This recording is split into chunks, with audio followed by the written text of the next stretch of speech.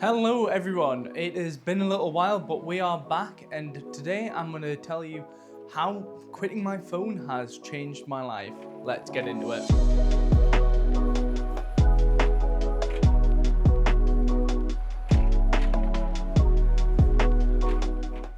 So, in 2026 I set off to follow my goals of making YouTube videos, doing what I enjoy and just enjoying life.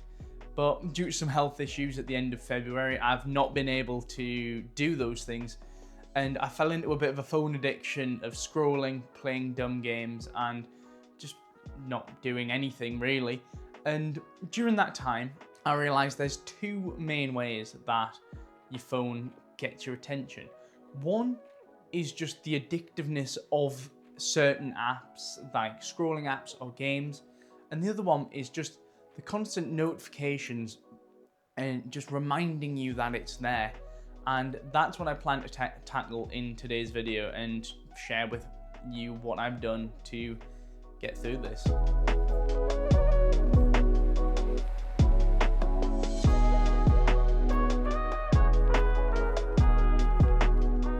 There's one place that makes your phone so convenient and is the absolute killer of most days, and that is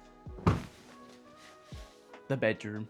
Removing my phone from the bedroom has been the biggest thing in cutting my phone addiction right down. From waking up first thing in the morning, turning off my alarm, opening up an app, and then just lying in bed scrolling for 30-40 minutes before I actually do anything, to now buying myself a little alarm clock that beeps and is really annoying and makes me want to get out of bed because I don't want to hear that. But removing it from the bedroom and leaving it in another room while charging, where I can't hear it, has made it so much easier to just not think about it. I don't think about it when I'm going to bed. The anxiety of a text coming through while you're going to sleep is negated, it's gone, and you just feel better. I feel like I've been getting a lot nicer sleep as well.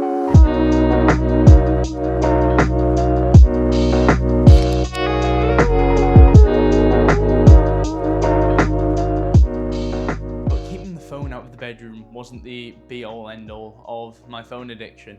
Once I got out of bed, I was still just picking it up and then scrolling on it in the living room for 40 minutes before I did anything. So I thought the only way to make my phone less convenient is to keep it in an inconvenient place. So from that moment, I've reverted back to a sort of landline way of doing things, of keeping my phone plugged in a spot in the house, and that's where it lives when I'm at home.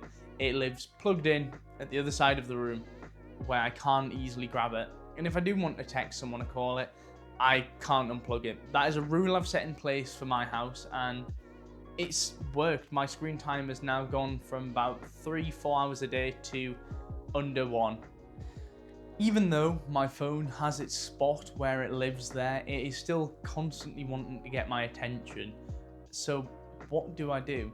The first thing I did was turn off all notifications on my phone except ones from close friends and family who I actually want to speak to and would actually not mind a notification from them. This immediately cut down my phone usage by about 70%, well, pickups wise, but I was still wanting to pick it up and use it all the time. So what did I do there?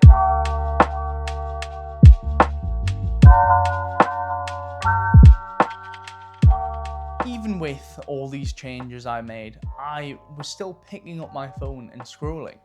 So the main problem I was facing was the apps themselves. So blocking the notifications and everything and keeping it in a separate place was helping drastically. But I was still, every time I went on it, even with a family notification, these apps were still there wanting me to scroll. So I did the most drastic thing you could do: delete all of them. And I've never felt more liberated in my entire life. The stress that you get from scrolling is similar to a gambling high where you scroll and scroll and then you hit the jackpot with a funny video, and that's how it hooks you. Flashing colors and intermittent dopamine release.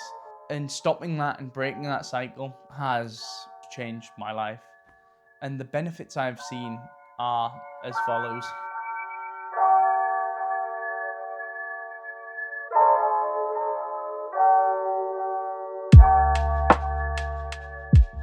Okay, so I had that many benefits, I had to write them down. So, my productivity, I became so much more productive, as in, well, one, creating and writing this video. It was the first thing I did once quitting my phone, and I felt so good about it, and I'm really happy that I'm just putting a video out there, doing something I enjoy. And just, like, I'm able to focus more on what I'm doing, i.e. this. And in my personal life, I feel like my relationships have grew stronger because even when I'm with my girlfriend or with my family, I'm talking to them. I'm not itching to scroll. I'm not trying to distract myself when the conversation gets a little bit boring. And it has just been, well, beneficial to every part of my life. One of the other main benefits that I've gotten from it is my mood. I am way less irritable. I am just a happier person. I'm more optimistic in life, and I don't go down these spirals of, I want this person's life, why don't I have this? It's more, I enjoy what I have now, and trying to be the best version of myself is making me happier, rather than trying to be someone who I don't actually like. I just like what they have. But this is a decision everyone gets to make, and not everyone does. Some people will spend 8 hours on their phone and think it's perfectly fine. But not me. I am wanting to change my life, and even though I said this in February, I'm here to do it now.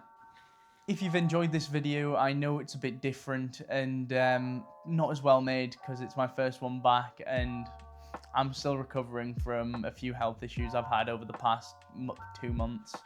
So if you'd like to continue following this journey, leave a like, a comment, and subscribe. And the quality is going to be getting better, and I'm going to be putting a lot more effort into the future videos once I figure out what they're going to be. But I just needed to get one out there for you.